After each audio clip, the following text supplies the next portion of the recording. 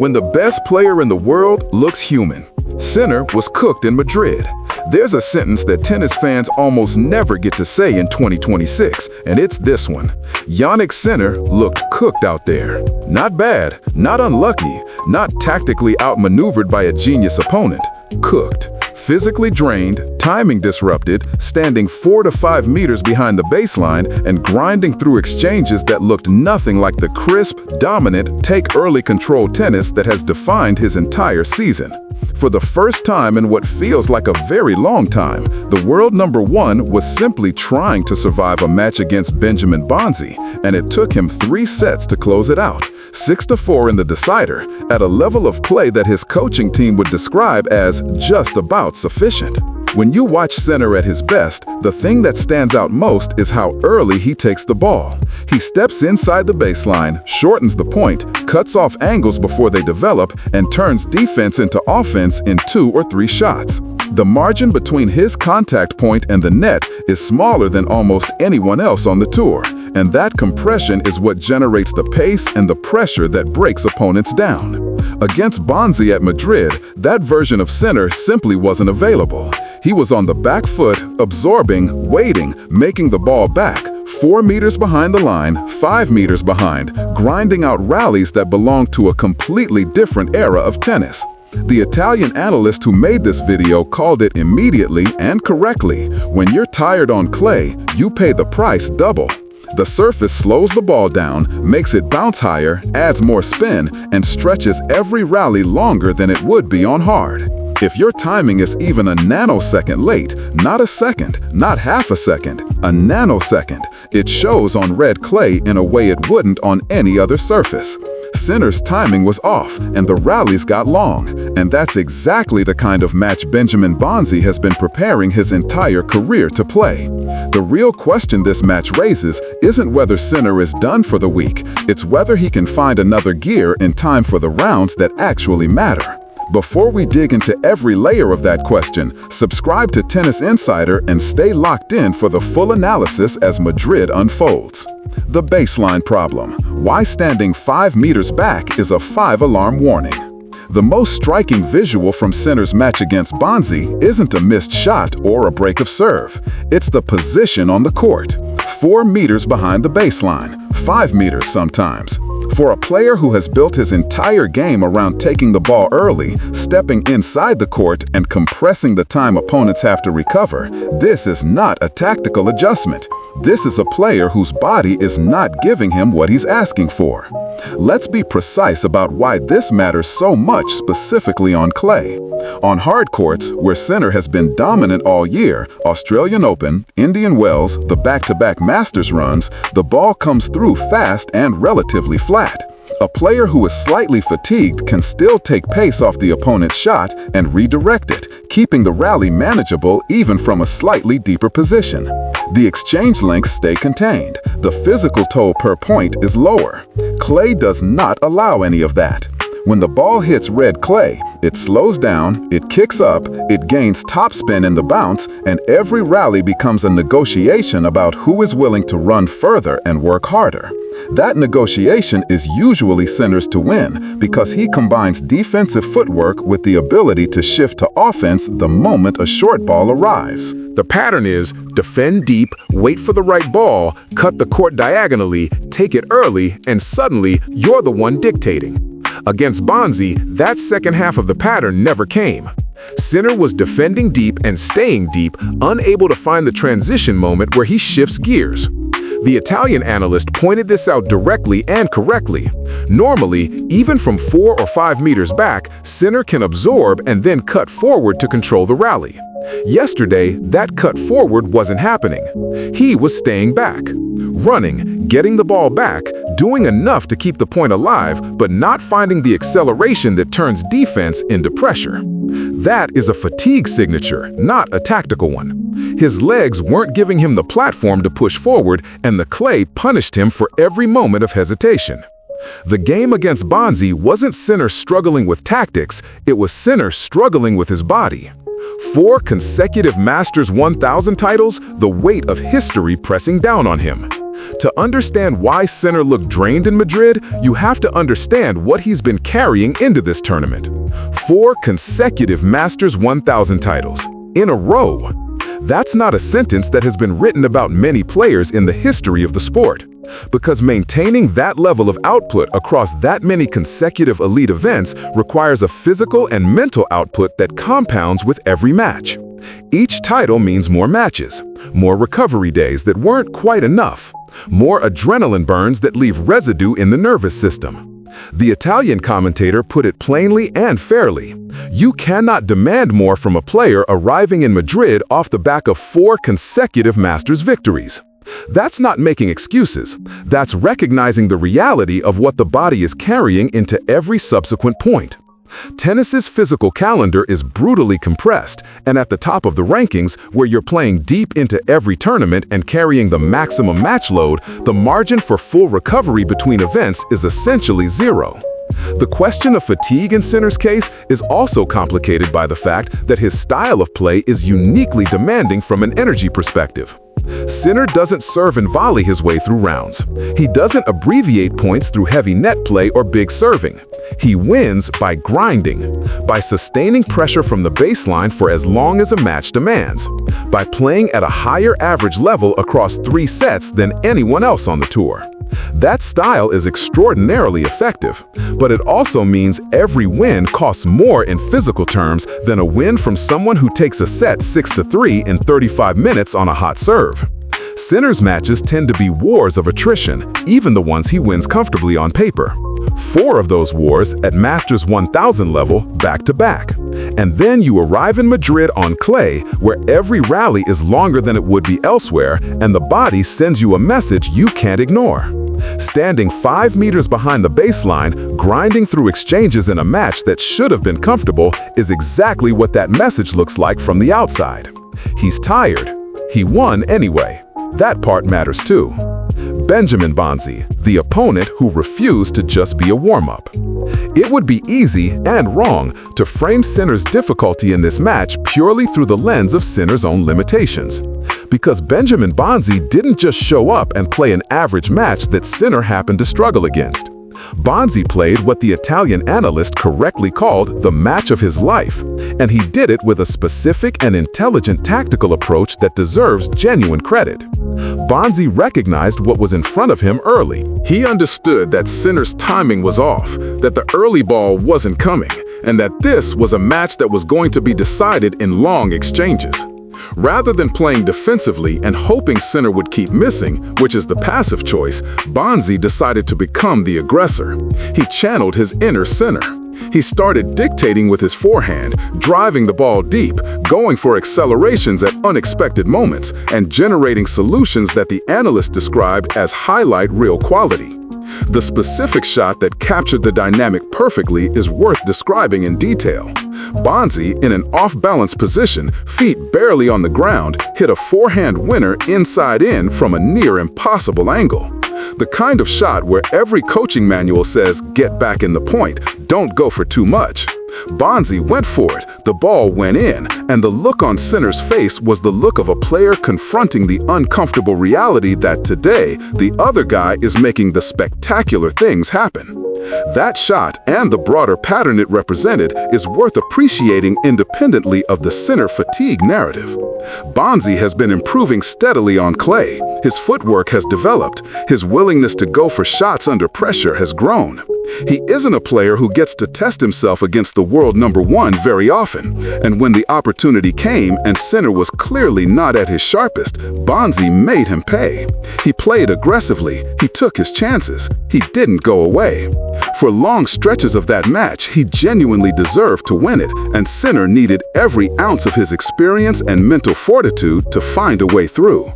Clay tennis in the 1990s, what happened when Sinner couldn't accelerate? The Italian analyst used a phrase that perfectly captures the aesthetic of what the Sinner-Bonzi match felt like at its worst moments. He called it a 1990s match. Long exchanges, physical attrition, resistance over technique, defense over initiative. If you're old enough to remember clay tennis before the pace and spin levels of the modern baseline game transformed the surface, before Rafael Nadal essentially rewrote what clay tennis looked like, you know exactly what he meant. 1990s clay matches were decided by fitness, by patience, by the ability to sustain effort across extended exchanges without technical collapse. The winner was usually the player who could maintain their form longer, who could absorb punishment without lowering quality, who had the mental endurance to keep working when everything inside them was screaming to shorten the point. It was beautiful in its own way, raw, unfiltered, physical tennis, but it was also a completely different skill set from what the modern game rewards. Sinner has modernized clay. He's brought his hardcourt game with him onto the red dirt. The aggressive return position, the early ball, the flat driving forehand, the ability to finish points before rallies become wars of attrition. Against Bonzi, that modernization was temporarily unavailable, and without it, he was playing the old version of clay tennis that his body wasn't prepared for after 4 consecutive Masters titles on faster surfaces. The exchanges went long, the footwork was heavy. The acceleration that normally comes in the 3rd or 4th ball of a rally, the moment where Sinner steps inside and the point effectively ends, wasn't arriving. Bonzi was getting to balls he shouldn't have gotten to. Sinner was running more than he should have been, and both of them were locked into the kind of grinding, physical, patience-testing rally game that would have felt completely at home on the clay courts of the 1990s. For Sinner, that's not a compliment. It's a description of a player operating well below his ceiling because his body temporarily won't let him reach it. The third set awakening, when the real Sinner finally showed himself. And then in the third set, something shifted. He didn't suddenly become the dominant, aggressive, take every ball early Sinner that has bulldozed the tour for the past year. The Italian analyst was careful and accurate about this. Sinner woke up in the third set, but he didn't return to perfect. He returned to lucid. There's a difference, and the distinction matters enormously for what comes next in Madrid. Lucid Sinner is still better than almost everyone else on the tour. Even without his full range, even operating at 70% of his ceiling, he can manufacture shots that remind you exactly why he's ranked where he is and why the head-to-head records look the way they do.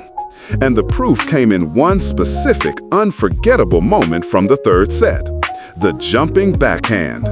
Down the line, taken early in the air, almost anticipating where the ball was going rather than waiting for it to arrive. The analyst compared it to a Michael Jordan move, leaping, extending, using the momentum of the jump to compress time and rob Bonzi of the split second he needed to prepare for the return. It's not a shot that appears in coaching manuals. It's not something you practice methodically.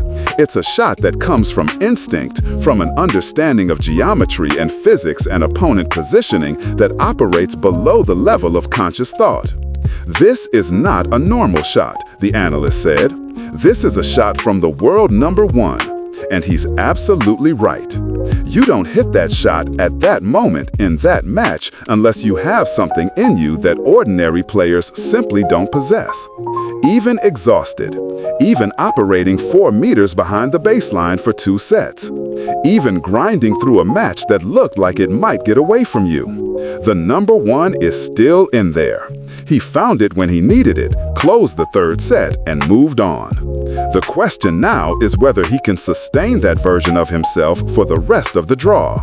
Can Sinner survive Madrid? Reading the signs correctly. So, where does this leave us? The honest assessment. This was a match Sinner won by the skin of his teeth, against an opponent he would normally dispatch in 2 comfortable sets, on a surface that has historically been his weakest, while carrying fatigue from a run of results no player in the Open era has matched.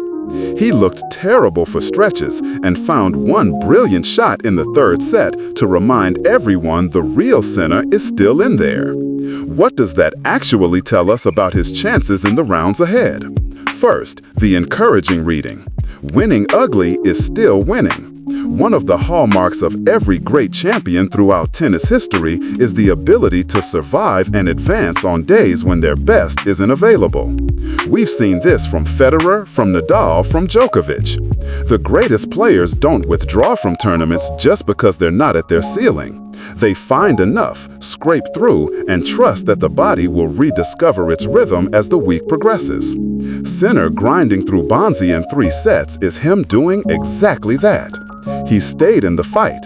He found the decisive third set gear. He won. That matters.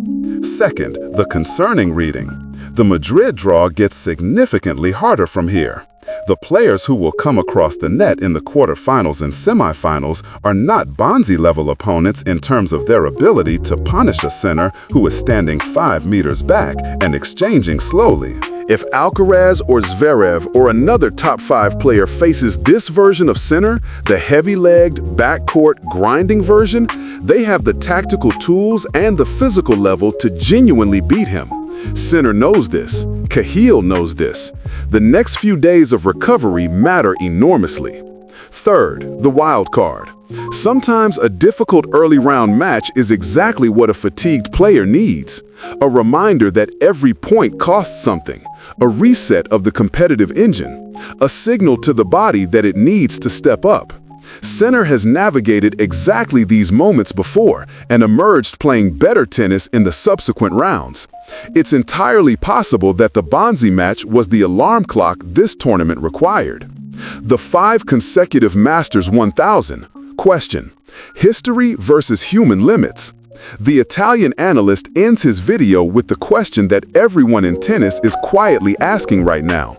Can Sinner win 5 consecutive Masters 1000 titles? If he wins Madrid, he becomes the first player in the history of the sport to achieve that. Nobody has ever done it. Not Djokovic at his peak, not Federer, not Nadal on clay. 5 in a row across different surfaces, different draws, different conditions. That would be an achievement that belongs in a separate category from everything else Sinner has already accomplished this year. The historical context is important. 4 consecutive Masters 1000 is already extraordinary. The tour is designed specifically to prevent dominance of that kind. The draws are randomized, the surfaces rotate, the scheduling creates physical wear that accumulates. For Sinner to have gone through 4 in a row means he has maintained an almost unprecedented level of performance across weeks and months of elite competition, while the rest of the top 10 has been trying everything to stop him. 5 would require him to do it on clay, where his record is comparatively modest and where his body is currently sending distress signals. The irony is almost poetic. The achievement that would cement his historical greatness as the defining player of this era is right there, available in the next tournament. And the one variable that might stop him isn't a great opponent. It isn't a tactical puzzle he can't solve. It's fatigue, a purely human problem.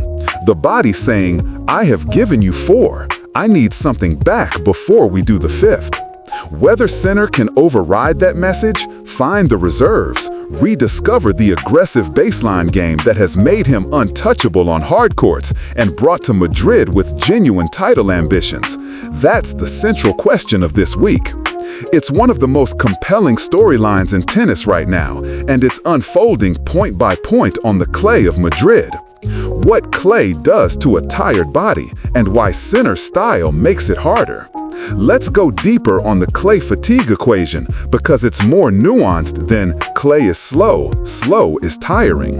The specific interaction between Sinner's style of play and clay court fatigue creates a particularly punishing dynamic that helps explain why this match looked as difficult as it did. Sinner's game is built on pace, not the natural pace that comes from a big serve or a flat forehand struck from comfortable positions.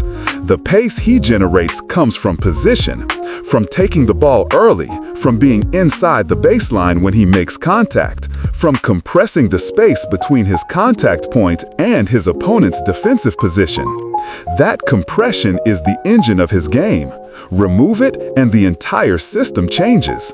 On clay, when you're tired, compression becomes difficult because the legs that need to drive you forward through the court are the same legs that have been running 4 meters behind the baseline for long rallies. The recovery time between shots is longer because the clay grips your shoes differently. The lateral slides require more muscular effort to control, and the energy cost of even getting back to the baseline position after a defensive shot is higher than it would be on a fast hard court. When you add spin, which clay naturally amplifies from every ball that bounces, the problem compounds. Spin means the ball kicks up, which means your contact point changes, which means the muscle memory that generates your best ground strokes suddenly doesn't quite apply. You have to make micro adjustments on every ball, and when you're tired, those micro adjustments cost milliseconds that you don't have. The nanosecond the Italian analyst mentioned, that tiny margin between being on time and being late, disappears entirely when fatigue is stacking up. This is exactly what you saw against Bonzi. Sinner was consistently arriving a fraction late. Not enough to miss every ball, he's too good for that, but enough to be in the wrong position when he made contact. Enough to rob himself of the forward momentum that normally transfers pace into his shots. The result was balls that traveled back to Bonzi with less pace than Sinner intended, giving the Frenchman time to reset and continue the exchange. On hard court, this is a correctable problem within a match. On clay, it's a compounding one. The verdict: Sinner needs to raise the level, but don't write him off yet. Let's be honest about what we saw and what it means. Sinner needed to raise the level in Madrid. The Italian analyst said it, the match result with all its internal evidence confirmed it, and Sinner himself would not disagree if you asked him directly and honestly. A win over Benjamin Bonzi in 3 sets at a Masters 1000 on clay, while arriving as the 4-time consecutive defending Masters champion, should not have looked that difficult. It did. That's the truth of it. But here's the counter-argument that deserves equal weight. He's still there. He won. He found the 3rd set gear when it mattered. He pulled out a jumping backhand down the line that only the world's best player produces in that moment of that match. He didn't fold, didn't retire, didn't give the match away when Bonzi was going on runs. He stayed in it, ugly as it sometimes looked, and came out the other side with the win and 2 days of recovery ahead. The record he's chasing is genuinely unprecedented. 5 consecutive Masters 1000 titles has never been done. The physical toll of attempting it is written all over the match footage from the Bonzi match. But unprecedented achievements require players to push through physical limits that ordinary performances never encounter. Sinner is trying to do something nobody has ever done before. The body fighting back is not an indication of failure, it's evidence of exactly how high the standard is. What comes next will tell us more than this result did. If Sinner finds his legs, rediscovers his take-early game, and starts winning in 2 crisp sets the way he normally does, the Bonzi match becomes a footnote, the alarm clock the fatigued champion needed. If he's still standing 5 meters behind the baseline and grinding through 3-setters in the quarterfinals, then Madrid ends early and the conversation about 5 consecutive Masters titles gets postponed to another tournament. Either way, this is the most compelling tennis storyline of the season. A human being at the physical and competitive limit, chasing something nobody has ever chased before. If you want to follow every step of it with the analysis it deserves, subscribe to Tennis Insider, where we never oversimplify and never look away from the full picture.